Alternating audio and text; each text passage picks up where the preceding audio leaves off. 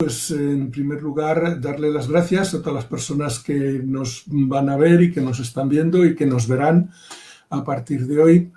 Y esta noche o en este ratito vamos a conversar con Marisol González, una persona que tiene una vida bastante movida y bastante rica en sensaciones y todo esto, ¿no? En primer lugar, ella estudia técnica de telecomunicaciones, pero no ejerce como tal, sino se siente atrapada en el mundo de la comunicación y en el mundo las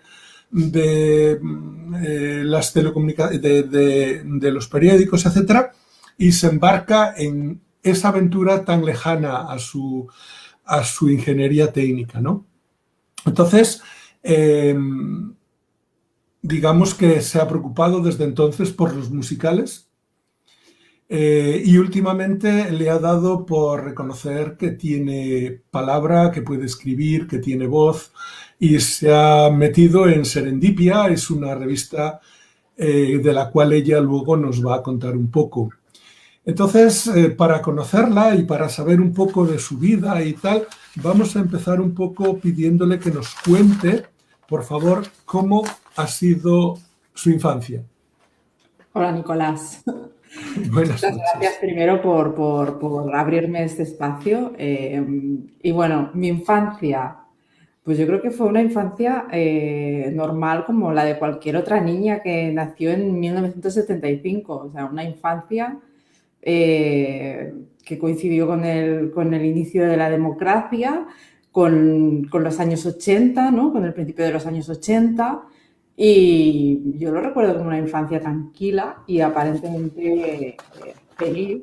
No tengo muchos recuerdos traumáticos. Básicamente, bueno, sí, odiaba ir a clase, odiaba estudiar, odiaba ir al cole.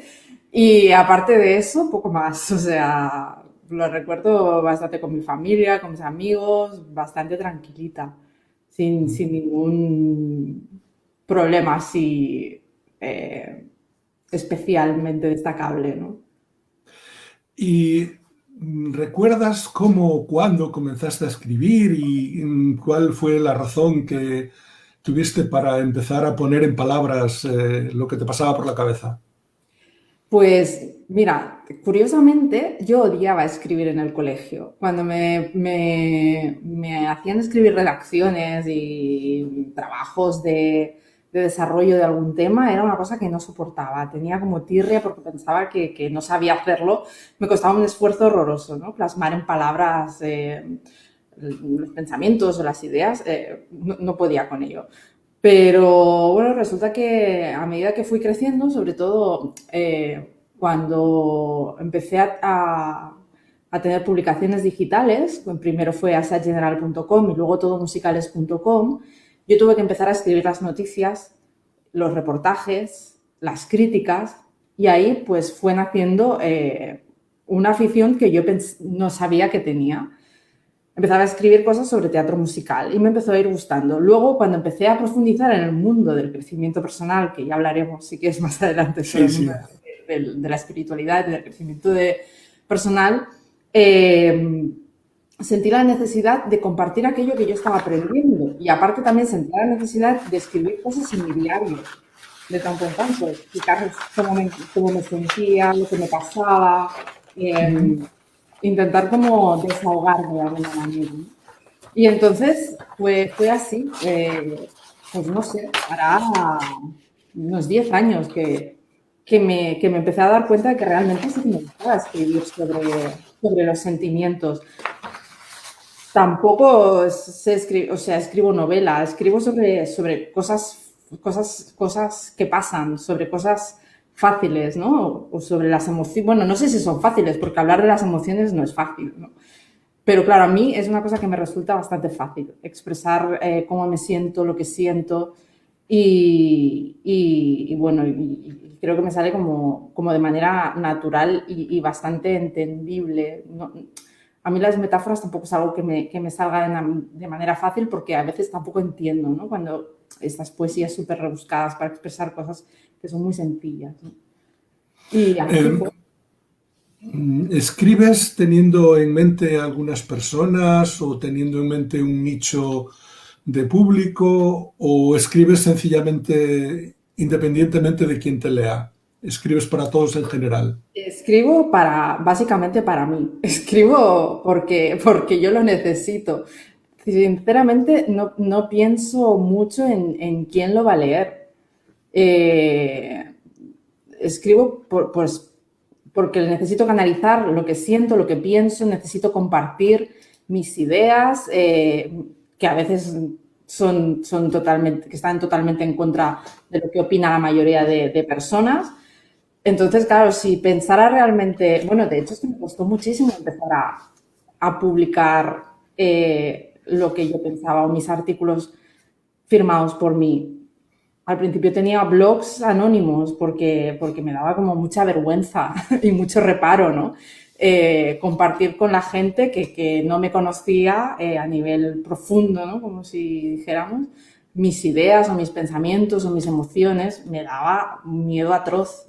Y en 2019, que fue cuando inauguré mi blog, Serendipia, bueno, mi blog, mi web, mi proyecto personal online, serendipia.com, fue cuando me lancé al vacío, o intentando obviar ese miedo, porque el miedo está ahí, ¿no? El miedo no podemos eliminarlo, el miedo está, pero a veces tienes que saltarlo para tirar adelante, ¿no? Para vivir tu vida o para hacer aquello que realmente deseas hacer. Que no es fácil, pero hay que hacerlo. Bien,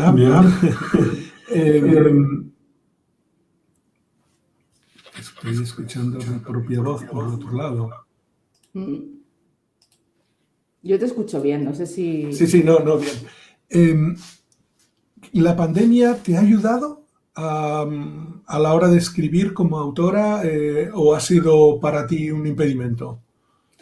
Pues ninguna de las dos cosas, ni una cosa ni la otra. La pandemia yo la viví con bastante, ya sé que suena extraño decirlo, pero con bastante normalidad, porque yo seguí yendo a trabajar, porque yo trabajo en una oficina de servicios sociales, era un servicio de emergencia y había que ir cada día a la oficina a trabajar. Y encima decidí durante la pandemia hacer una serie de entrevistas diarias online a través de la cuenta Instagram Live de la cuenta Instagram de Serendipia. Con lo cual no paré durante esos 3 meses críticos de la pandemia. Estuve centrada en mi trabajo y en el proyecto de entrevistas, con lo cual tampoco tuve demasiado tiempo para escribir. Bueno, no me ha afectado en ese sentido la pandemia. Me ha afectado, bueno, el ir aprendiendo cosas del día a día y de la vida, ¿no? Bien, teníamos puesto no para todo el público, sino para un grupo privado. Pero ahí en el libro, en la introducción, hay alguien que dice que fuiste a, digamos, cuidar su casa y ahí sacaste tu novela o tu libro, El verbo amar. Eso es, eso es. Este verano, unos amigos, Daniel Anglés y Víctor Arbelo, que son actores, directores de teatro musical, me propusieron durante una semana cuidar sus perros, ¿no? En una maravillosa casa que tienen en plena montaña, ¿no? Por el Penedés. Y yo acepté la propuesta y cosas, casualidades de la vida, entre comillas, serendipias de la vida, nada más llegar allí tuve una conversación con un amigo que me causó mucho dolor. Y ese dolor que decidí, en un principio iba a vomitar un mensaje de texto, ¿vale? O un mensaje a una persona que me provocaba ese dolor. En vez de enviarlo, lo dejé reposar y unas horas después me di cuenta de que todas esas emociones que sentía en ese momento las tenía que aprovechar para escribir todo lo que yo sentía o para intentar explicar cómo aprender de lo que nos pasa, ¿no? Decir, vale, siento mucho dolor, pero no lo voy a demostrar porque no me va a aportar ningún beneficio, ¿no? Ese mensaje. Lo que sí que me puede aportar un beneficio es, ahora diré una palabra que es un poco bestia, pero como vomitar, ¿no? Todo lo que me pasa por dentro y transformarlo de alguna manera en algo bonito, ¿no? Entonces me puse a escribir y me pasé allí durante horas y horas, los 7 días que estuve allí, no hacía otra cosa que escribir y disfrutar de las maravillosas vistas que había, con vistas a la montaña de Montserrat, y estaba en un entorno increíble, ¿no? Y en una semana escribí lo que era el esqueleto del libro, que luego evidentemente fue modificando, se convirtió en 2 partes bien diferenciadas, al principio estaba todo como mezclado, porque era como... Sí, sobre eso quería yo preguntarte. Vamos a ver, normalmente hay gente que escribe un libro de autoayuda y te dice, bueno, pues haz esto, haz lo otro, mejora esto, mejora otro, reflexiona sobre esto, reflexiona sobre lo otro. Y hay otra gente que escribe novelas, ¿no? Y tú lo que has hecho es como mezclar 3 cosas diferentes. Por un lado, sí, por un lado has hecho como una especie de novela, pero quien pueda leerla, yo te dije que me había gustado más lo que no estaba escrito y leía que... Bueno, y en cambio, esa novela es como una especie de diario. Digamos que la primera parte es esa novela diario, esa mezcla, y la segunda parte es una reflexión, digamos, como una especie de libro de autoayuda donde lanzas preguntas para que la gente reflexione sobre puntos en los que tú primero has hecho hincapié en tu novela, ¿no? ¿Cuál es el motivo de mezclar todo esto? Bueno, el motivo es que yo considero que tenemos que aprender de lo que vivimos, que todo lo que vivimos tiene un motivo, y es que nos demos cuenta de lo que nos está pasando por dentro.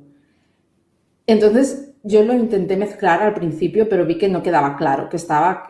Y lo primero que hice cuando acabé el libro es enviárselo a mi prima, que es filóloga y lleva años también corrigiendo libros de su marido. Y tuve la valentía de enviarle lo que había escrito a mi prima, sabiendo que distaba mucho, ¿no?, de lo que ella estaba acostumbrada a leer. Bueno, y ella me dijo, está todo un poco liado, ¿no? Tendrías que estructurarlo mejor. Y entonces es lo que hice.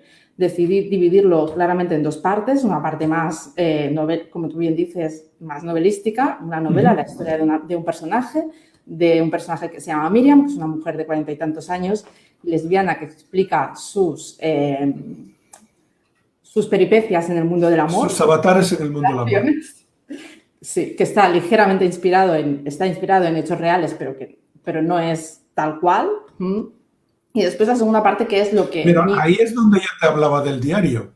Claro, sí. Es decir, tú te conviertes en narradora, pones un personaje entre el lector y tú, Sí. Pero ese personaje que has puesto entre el lector y tú, esa mujer, tiene mucho tuyo. Tiene mucho mío, evidentemente. Como bien dijo además, Miriam tiene mucho de mí, eso no lo puedo negar, no lo puede negar nadie. Y como bien dijo Ricard Fernández, que es la persona que hizo la presentación del libro en el Teatro Romea, todos tenemos algo de Miriam. Yo realmente tengo mucho de Miriam. O tenía mucho de Miriam, porque creo que Miriam ha evolucionado, ¿no? O evolucionamos, ¿no?, con el paso del tiempo. Y yo he tenido mucho de Miriam. Y luego está la parte, entonces, claro, Miriam, como bien dices, aprende de lo que vive, de las experiencias que vive, saca un aprendizaje, no culpabiliza a nadie de sus relaciones, del fracaso de sus relaciones, sino que se responsabiliza a ella misma de lo que ha vivido, de lo que ha aguantado, ¿no? Dime. Pero yo te dije que me impresionaba más lo que no decías que lo que decías. Porque yo cuando leía y veía que estabas narrando una ruptura, ¿no?, jamás has nombrado el sufrimiento. Y ese estuvo. Y ese estuvo. Es decir, tú cuentas, pasó esto, se fue, se dejaron, no me entendió, no sé qué. Sí, claro, eso es muy bonito y está muy en el aire. Pero Miriam tiene un corazoncito y ese corazoncito sufre. Y ese sufrir no existe en toda la novela. Claro, sí, es cierto. Apenas existen. Es cierto, sí, sí, sí, es cierto. Se ha intentado obviar, ¿no? El sufrimiento que está ahí y, y justo quizá porque ella misma se lo intentaba obviar, ¿no? El sufrimiento que vivía o intentaba ocultarlo centrándose en ella y en tratar de estar bien a pesar de todo, ¿sabes? Es como una lucha constante por yo quiero estar bien, ¿no? Que no me afecte lo externo y voy a luchar por trabajar en mí misma y en estar bien. Sí, claro, pero le has quitado una parte de la vida que todos tenemos y con la que todos nos identificamos de forma rápida, ¿vale? Con el sufrir. Y Claro, es sería ahí no donde solo el sufrir, el dolor es inevitable, el sufrimiento es opcional, ¿no? sí, no solo sufrir, porque no se trata solo de sufrir, sino leernos en las palabras que escriben los otros. Ujú, ujú. Pero bueno, y acabas de decir ahora algo que también tenía pensado preguntarte. Tú dices que el dolor es inevitable y el sufrimiento es una opción, es una posibilidad o es un, no sé, un asumir o un deseo o lo que sea, ¿no? Mm. Explica un poco esto. Bueno, es como cuando nos hacemos una herida, ¿vale? Y nos duele, evidentemente, en el cuerpo, ¿no? Una herida física en el brazo, en la mano, nos Sí, duele, ¿vale? La herida va sanando por sí misma, ¿no? Pero si nosotros nos dedicamos a ahondar en ella, a tocarla y a insistir en que nos duele, nos dolerá más, ¿no? sí, Y claro. sufriremos por esa herida, Ese porque nos causará centrarse. dolor constantemente y no se sanará, porque además si no paras de tocarla, Ujú, al final no se sana. ¿Qué tienes que claro. hacer? Cuidarla, ¿no? Ser consciente de que tienes esa herida e intentar sanarla de alguna manera. Centrarse en el dolor lo aumenta, ¿no? Eso es. Luego, Entonces, creo que tenemos cierta tendencia con nuestros pensamientos en expandir el sufrimiento. ¿Sabes? O sea, cuando nos preocupa algo, si pensamos en exceso en eso que nos preocupa, acabamos sufriendo por aquello, más de lo que sería conveniente, ¿no? sí, sí, seguro que has escuchado esa frase o esta frase miles de veces, o al menos quizás pensamos igual, ¿no? Se sufre más por lo que nunca ocurre que por lo que ocurre. O sea, una señora está esperando que su marido llegue del trabajo, ¿no? Se retrasa un cuarto de hora o 20 minutos o media hora, ¿qué pasará? Habrá tenido un accidente, no sé qué, y resulta que se Claro, ha ido con una amiga a un bar a tomar un vino, ¿no? tal Pero cual. eso es una cosa. Y hay otra cosa que hay una frase, no recuerdo ahora de qué poeta, y él dice algo que a mí desde muy niño, porque yo la tenía en la escuela, en un cartel grande allí enfrente y la leía todos los días, ¿no? Y él decía que el que te hiera no te haga herida, Ujú, ¿no? claro. O sea, el dolor va a estar ahí, ¿no? Pero si te centras en él, lo vas a multiplicar. Eso es exactamente lo que quiero transmitir con esa Uh -huh. frase, ¿no? O esa es la idea, que no te hieran, que no permitas que la otra persona te haga daño, ¿no? Si en el fondo creo que tenemos el poder, lo que te decía, ¿no? Tenemos el poder sobre nosotros mismos para aceptar que una persona nos haga daño o no. De hecho, nos pasa constantemente. A veces se cruza una persona por nuestra calle que nos dice, oye, qué pesada, y pasas de esa persona porque no te afecta, ¿no? Pero en cambio te lo dice alguien que tú valoras mucho Yeah. y de golpe te duele, ¿no? ¿Por qué das más poder a una persona que a otra, ¿no? ¿Por qué damos más poder a esa Sí, claro. persona? Hay una anécdota muy interesante que viene bien al respecto de un profesor que ya termina con esos alumnos es decir, los alumnos ese año terminan y se van y se queda uno allí y lo espera hasta el final y cuando ya han marchado todos le dice, usted ha sido el peor profesor que he tenido, no sé qué y no sé cuántas, ¿no? Y el profesor tranquilo le dice, no acepto tu regalo. Y el otro, claro, quedó así, ¿no? Como que no acepta mis regalos, si no le estoy regalando nada, le dice. Durante todo este tiempo no has hecho ni una crítica negativa ni positiva, no has hecho nada. Vienes ahora y todo tu odio, toda tu rabia la descargas contra mí. Pues mi paz vale mucho más que tu regalo, no lo acepto. Es maravilloso, la paz interior. Es que la paz interior es lo que nos da la tranquilidad, la calma, ¿no? La felicidad en el día a día, ¿no? O sea, aquí es un tesoro vital, la paz. En los comentarios dice Noelia, supongo que será Noelia, no todo el mundo vive el dolor de la misma manera. A veces no es consciente. El dolor, claro.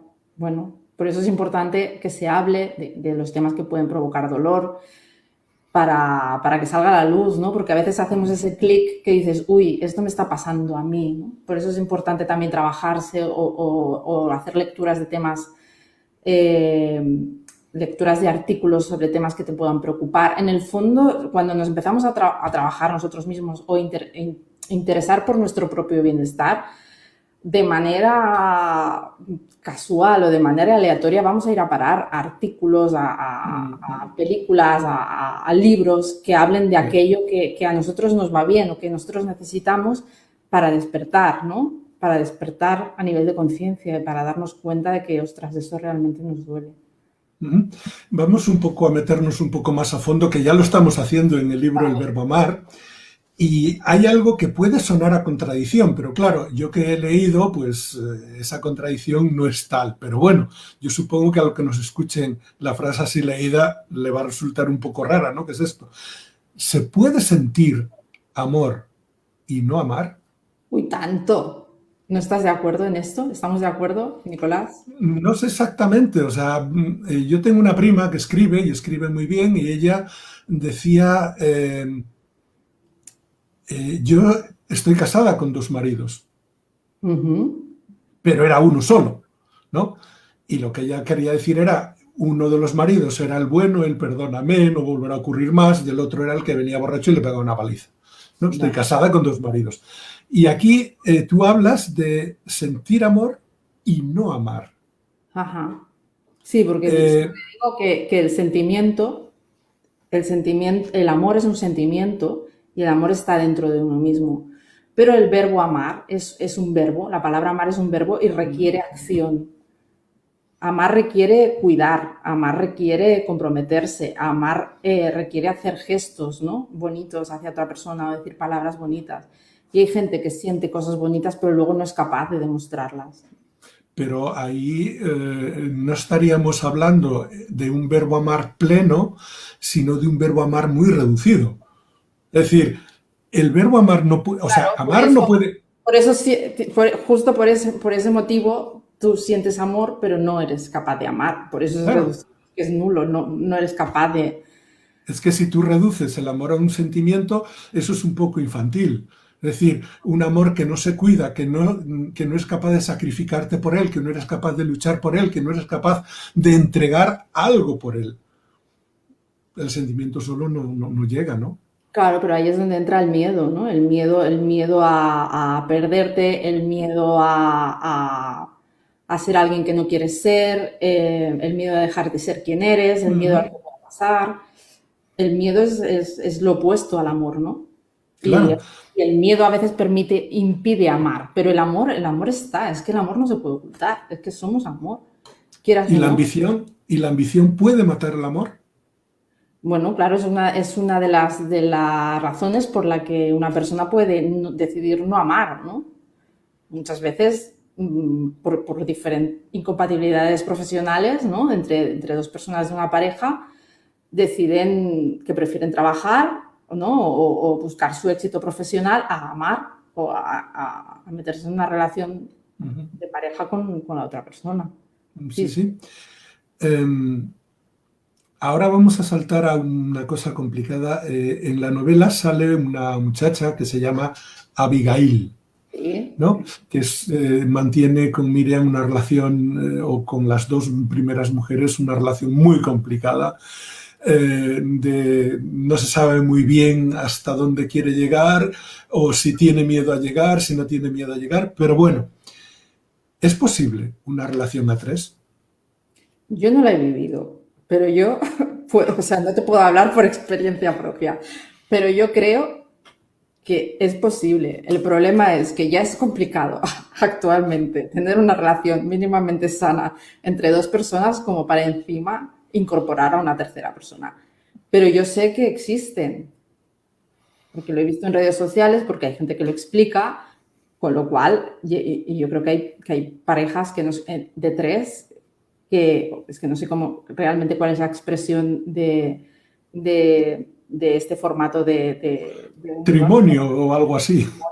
Hay parejas, bueno, hay matrimonios que funcionan o llevan años juntos. Yo lo he podido ver en redes sociales. Yo no conozco a nadie, pero sí que me lo han explicado. Gente que conoce a un matrimonio y que llevan años juntos. Sí, yo he visto.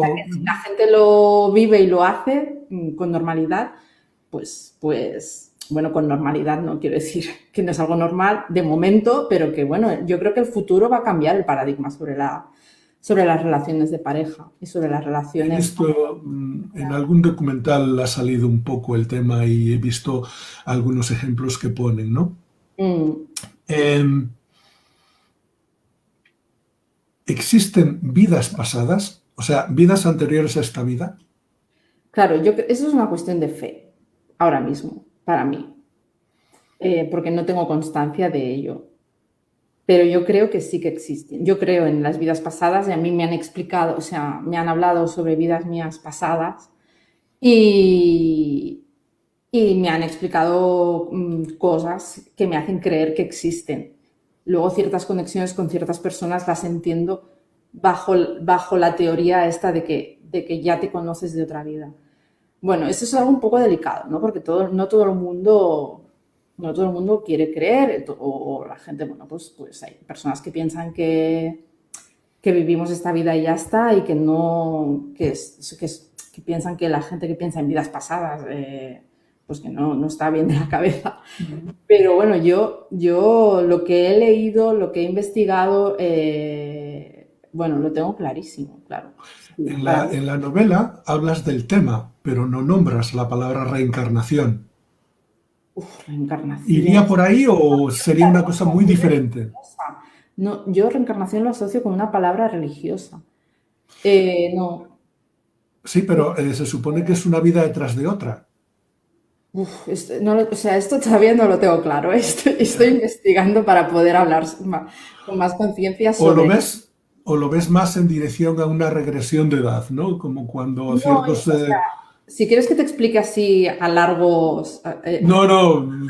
rasgos lo que yo creo, yo lo que creo y lo que me han explicado y que varias gente que ha tenido recuerdos de vidas pasadas, ha tenido, bueno, me han explicado, han escrito libros sobre ello y tal, es que somos almas, somos seres superiores que decidimos reencarnarnos en esta vida en cierta época para realizar unos aprendizajes. Y para ello utilizamos, bueno, a nuestras familias, a la gente que nos rodea, ¿no? Es para que nosotras podamos ir aprendiendo aquello que hemos venido a aprender en esta vida, porque no lo hemos podido aprender en vidas anteriores. Entonces, pues cuando morimos, nuestro cuerpo desaparece, pero nuestra alma vuelve a nuestro origen, así, y podemos decidir o no volver a reencarnarnos, a volver a este planeta para vivir otra experiencia. Pero bueno, sé que es un tema delicado. Sí. Tú has escrito este libro con el objetivo de poder o de que sirva para que la gente reflexione y pueda ayudarle, ¿no? ¿Tú crees que los libros de autoayuda que ahora se están publicando como setas realmente merecen en muchos casos la pena? Bueno, o sea, claro, yo no, o sea, supongo que cada cual tiene su libro de autoayuda que le sirva. Yo creo que el que lo hace con el objetivo de ayudar y seguro que alguna persona puede ayudar a cada cual según su nivel de conciencia y su necesidad en ese momento, ¿no? A mí personalmente me han ayudado. Yo últimamente, bueno, te tengo que confesar que no soy muy lectora, o sea, soy cero lectora, Nicolás. Pero sí que he leído muchos libros de este tipo, sobre todo de autores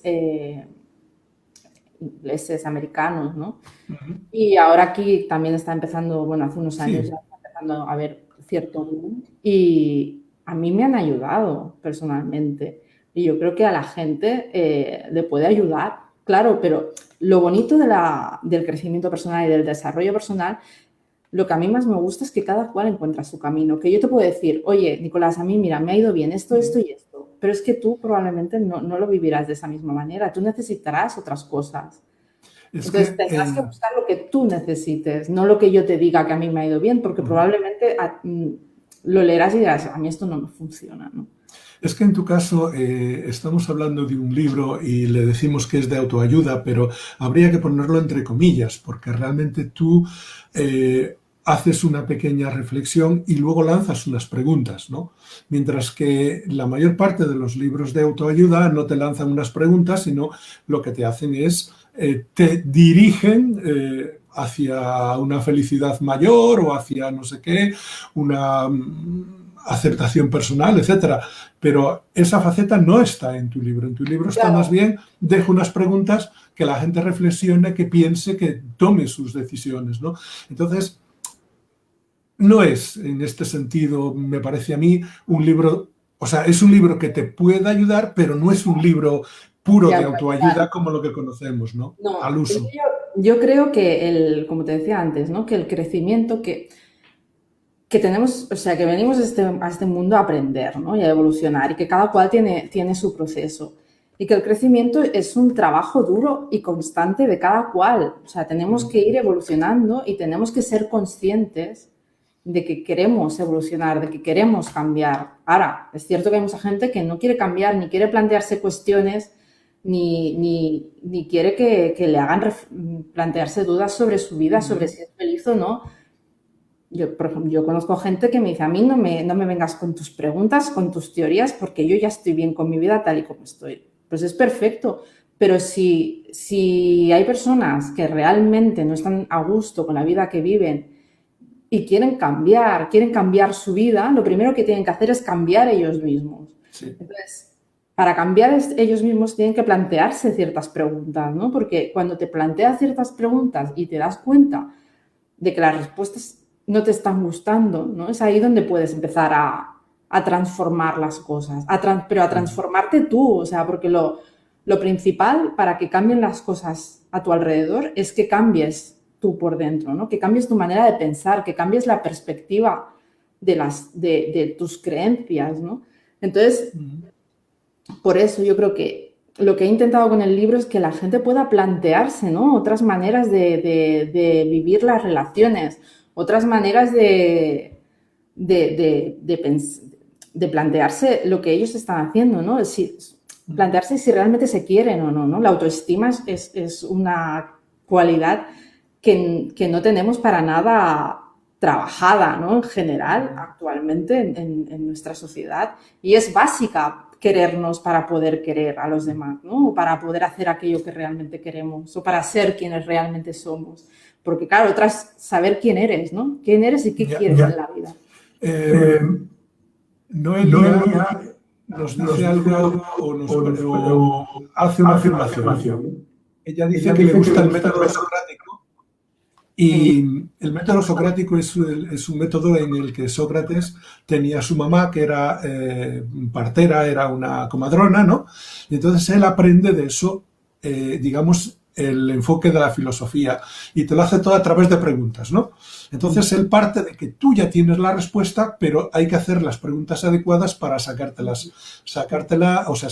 verdad que tú sabes, pero que quizás no la descubres si no te hacen las preguntas adecuadas, ¿no? Entonces ella dice que este método para ella le resulta muy de ayuda, ¿no?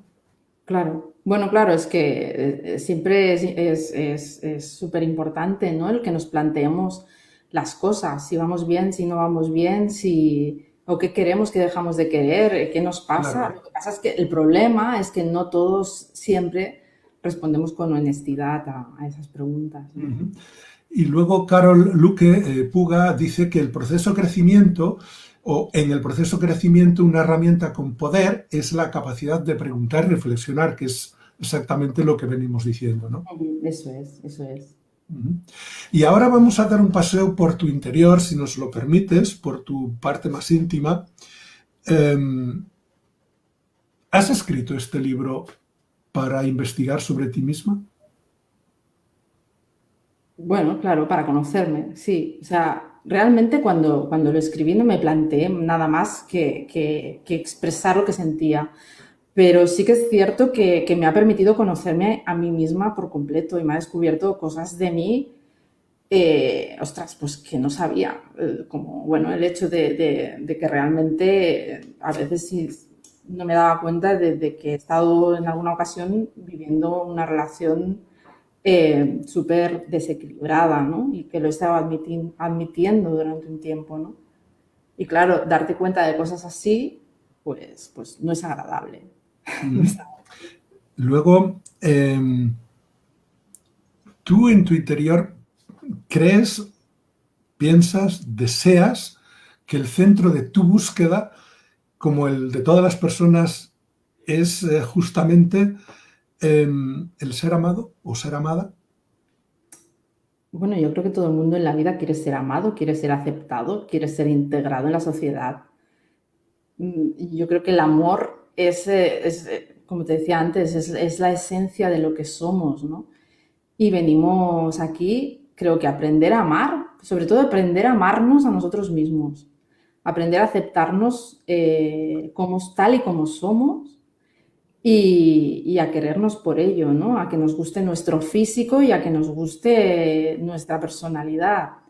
Que esto no nos enseña. Ujú. Nadie en el colegio nos enseña que nos tenemos que querer. Nos enseñan a que tenemos que actuar bien para que nos quieran nuestros padres, nuestros profesores, nuestros amigos.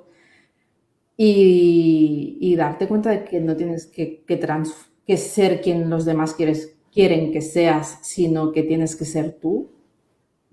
Guau, eso es un Ujú. hallazgo Ya, importante. claro. Eh, y Marisol ha aprendido a quererse, a amar su soledad, a ser responsable de su propio bienestar, a descubrir su lado divino. Yo creo que siempre estamos en un proceso de aprendizaje y yo creo que estoy aprendiendo todavía. Sería, sería muy narcisista decir que he aprendido porque no es, además es que no es así para nada, ¿no? Yo creo que estoy aprendiendo a disfrutar de mi soledad, estoy aprendiendo a todo lo que has comentado, ¿no? A, a descubrir mi lado divino, ¿no? Que todos tenemos, evidentemente y a estar bien conmigo misma y amarme a mí misma. Sí, sí, estoy en el proceso de hacerlo, ¿no? Yo creo que día a día tienes que decidir hacerlo poco a poco, ¿no? Mm. Ujú. Em, ¿Has aprendido a deshacerte de relaciones tóxicas? Bueno, esto también te respondería exactamente igual. Yo creo, estoy en el proceso, yo creo que sí, pero claro, Es que en el libro está precisamente ese intento, ¿no? Que las personas se deshagan. Y yo digo, ¿y Marisol? ¿Sabe deshacerse de relaciones tóxicas? ¿Sabe decir que no? estoy aprendiendo a decir que no, sí. Estoy aprendiendo a decir que no. El concepto también de relación tóxica no me gusta demasiado, ¿eh? Porque requiere como de personas tóxicas. Y bueno, tampoco es que seamos tóxicas. Hay gente que es menos consciente y otra que está más consciente o que se trabaja un poquito más o que no se trabaja nada, ¿no? Y bueno, pero claro, popularmente está establecido, ¿no? Este concepto de relación tóxica que sería una relación desequilibrada, ¿no? Donde una persona da mucho y no recibe y viceversa, ¿no? Y al Ujú. revés. Y em, ¿has aprendido a comunicar tus frustraciones y tus logros? Pues tampoco, no sé qué decirte. Tú Yo creo, propones a la gente que lo haga, que aprenda a hacerlo. Y yo pregunto, ¿y tú has aprendido? te repito otra vez que estoy en proceso de aprendizaje. Yo soy bastante de expresar todo lo que siento con bastante facilidad. Sí que es cierto que también tengo tendencia a ocultar lo malo, ¿no? Lo menos Mm, bonito. Pero te puedo decir que ahora estoy en una etapa de mi vida bastante dulce y bonita y ostras, pues que lo estoy disfrutando y que que sí, que intento expresar todo lo que pasa por dentro de mí lo mejor que puedo, ¿no? Ya. Hay un montón de gente, de escritores sobre todo, ajá, escritores sobre todo que dicen que escribimos para que nos quieran. ¿Marisol escribe para que la quieran? Yo creo que escribo para quererme yo. Escribo, escribo porque lo necesito, escribo porque me sale. Yo ahora me despierto por la mañana, a veces a las 7 o así de la mañana, con un montón de ideas en la cabeza y me tengo que levantar porque para plasmar y me sale solo. O sea, no pienso en nada más. O sea, escribo porque lo necesito, porque me sale y porque es mi manera no sé, de canalizar la creatividad, ¿no? Que no sabía que tenía, ¿eh? Esto también te lo digo. Pero no, de hecho, a veces, como te decía antes, ¿no? Que escribo cosas que pueden ser un poco polémicas y que justo puede ocasionar lo contrario, ¿no? Que generar personas que digan, uy, yo esto no me gusta de ti, ¿no? Es que pienses esto no me gusta de ti. Que sí, yo creo que de exponerse a ser tú y a expresar lo que piensas no siempre, no siempre tiene que ser agradecido, ¿no? No siempre tiene que atraer a la gente hacia ti. Decía Quevedo que en el Buscón, decía que nunca mejora su estado quien muda solamente de lugar y no de vida y costumbres. ¿Este libro te ha ayudado a mudar? Bueno, esto que decía Quevedo es lo que yo te decía antes, ¿no? Que para que cambie tu vida no te tienes que ir a otro lugar a ver si te pasan cosas diferentes, porque si tú no cambias, no va a Claro. cambiar, ¿no? O sea, encontrarás lo mismo pero con otras personas. Y sí, claro, sí que me ha ayudado. Es que escribir el libro podría decir que me ha cambiado la vida de unido. Sí, sí, sí, sí. Me ha ayudado, pero porque también ha supuesto un cambio interno importante, ¿no? El atrever a lo que te decía, ¿no? A vaciarme y a expresar mis sentimientos, mis emociones y mis ideas y creencias, ¿no? Que también, que a veces no son aceptadas. Eh, y ahora un poco, yo creo que el libro la gente tiene una idea, o por lo menos los que escuchen el programa después o los que lo están escuchando ahora, tienen un poco una idea de qué va. Háblanos de ese proyecto que es Serendipia.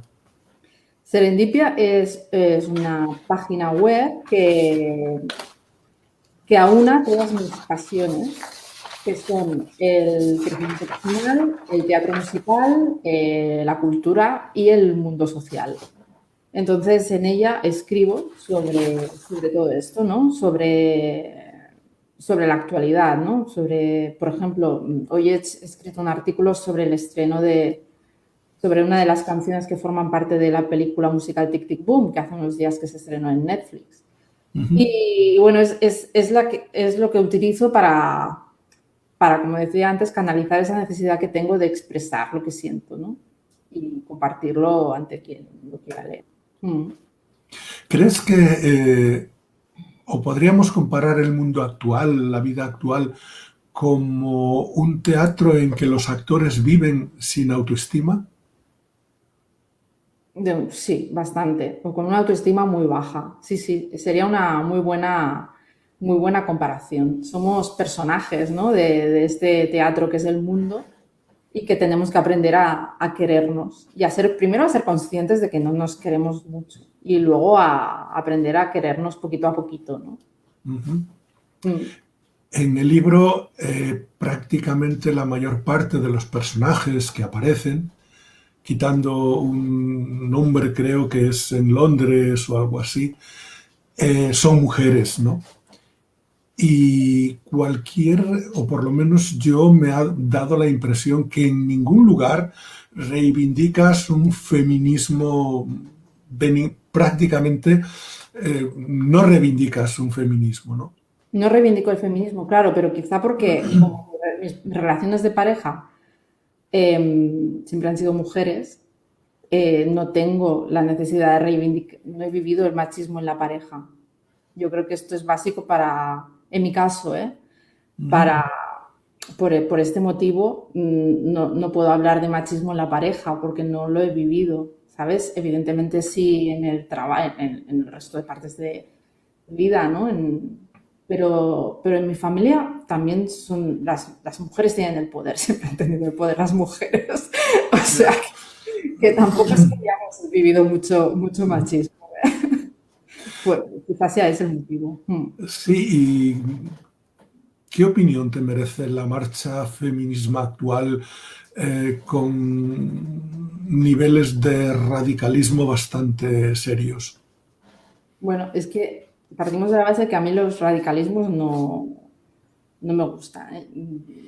Siempre creo que las cosas se pueden solucionar desde el equilibrio y que no es necesario pasarse a ningún extremo. Sí que es cierto que hasta hace bien poco el patriarcado y el hombre ha liderado la sociedad y es cierto que, que lo sigue haciendo, ¿no? En según qué familias, en la mayoría de familias, ¿no? Y de casas y que esto tiene que cambiar, que se ha de encontrar el equilibrio. Pero también es cierto que muchas mujeres también lo permiten, ¿no? En las relaciones de pareja, siendo ellas las que lideran todo lo que es las funciones del hogar y además el trabajo y además los niños. Las mujeres asumimos, bueno, es que claro, yo no me incluyo aquí porque no tengo familia con niños y no tengo una relación con un hombre, pero que sí que las mujeres asumen una carga extra que ya dan por sentada, ¿no?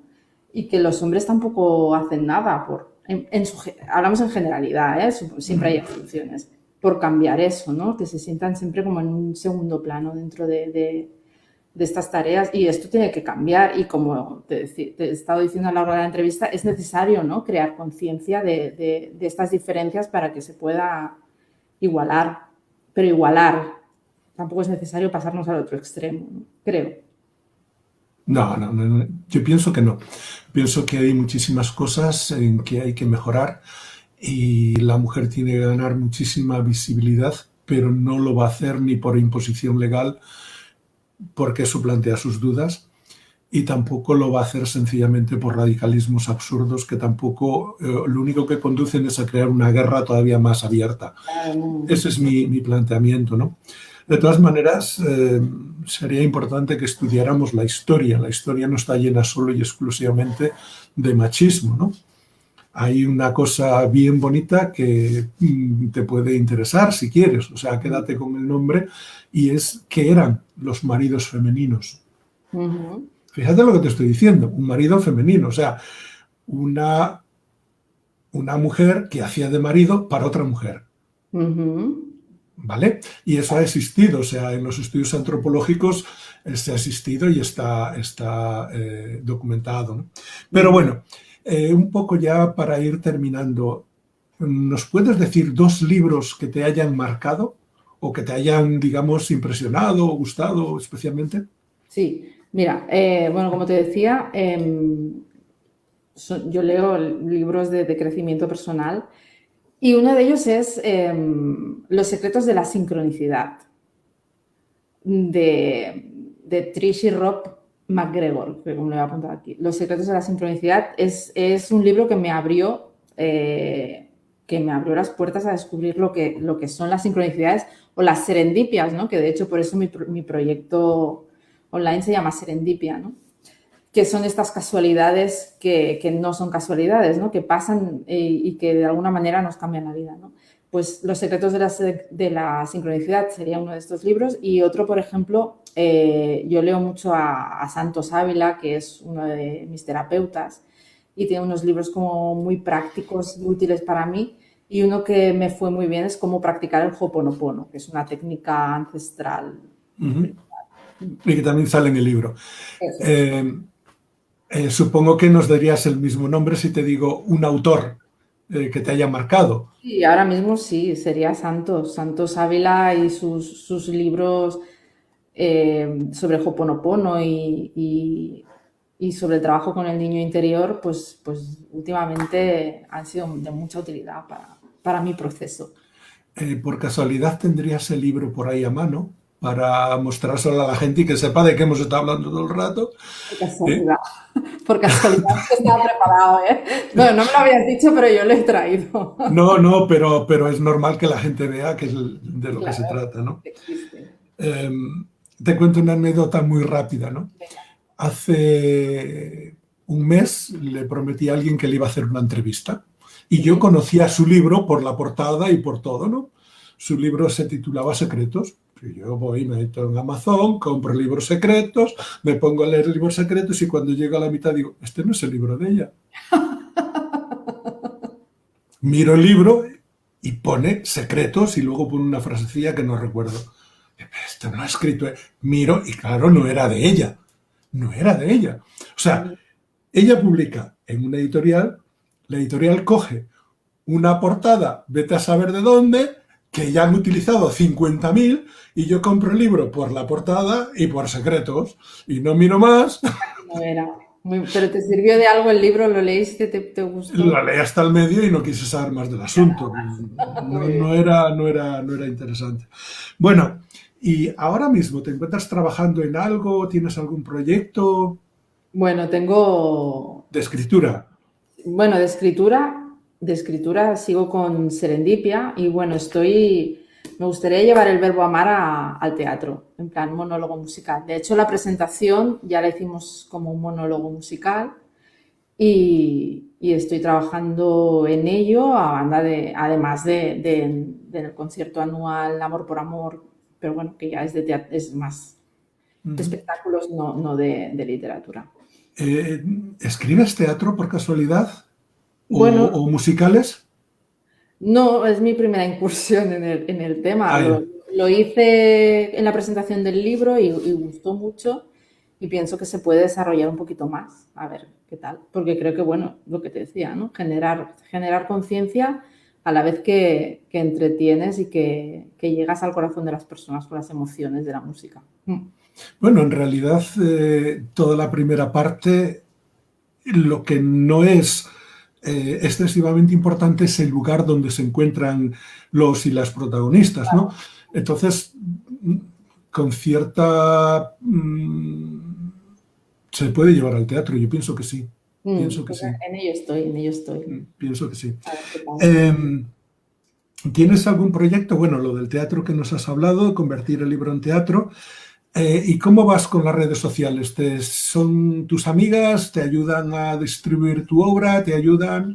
O sea, yo todo lo que he conseguido a nivel de público, de repercusión y tal, lo he conseguido gracias a las redes sociales, porque ahora, bueno, aquí la prensa no apoya demasiado a la cultura. Es muy específica, cuesta mucho, ¿no? Llegar a tener un espacio en los medios de comunicación. O sea que sí, gracias a las redes sociales puedo difundir mis proyectos. De hecho, lo hago gracias a Facebook, a Instagram, Twitter. ¿Y dónde, explícanos un poco, dinos dónde podemos conseguir tu libro? Pues está en Amazon. En Amazon se busca el verbo amar y el camino hacia el desapego y se puede comprar la versión Kindle y la versión en formato físico, que es la que os he enseñado, está en amazon.com. Amazon.es. Y a ti personalmente, ¿cómo te encontramos en las redes sociales? ¿Con qué nombre? Uy, pues ahora lo tengo que mirar. Esto no me lo he apuntado. Pues mi perfil de Instagram, mi perfil es Marisol Glez, _ 75. Marisol Glez, _ 75. Y en Facebook por mi nombre.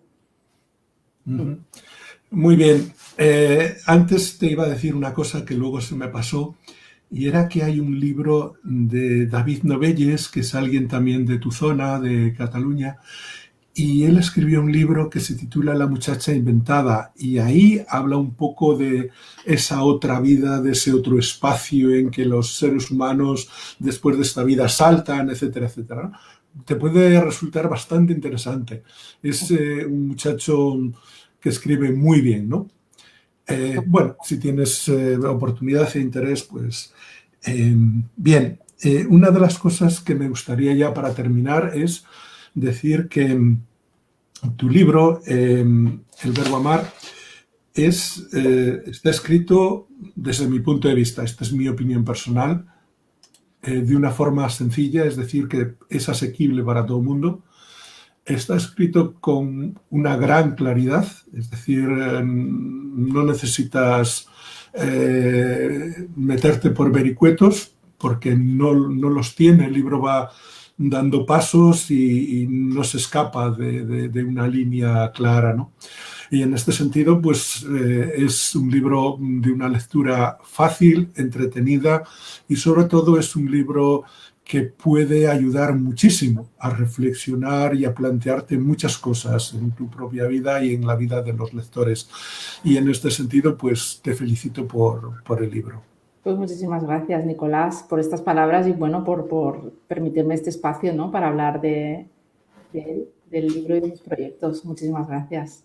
Gracias a ti por venir y hacernos o darnos una visión de, digamos, por detrás de las bambalinas de lo que hiciste y convertiste en la platea del teatro, digamos, escrito, que es el libro, ¿no? Genial, pues gracias, un placer, un placer. Gracias a ti y un saludo para todos los que nos estén viendo, nos hayan visto y nos vean en el futuro. Pues muchas gracias. Un abrazo, Nicolás, un abrazo a todos.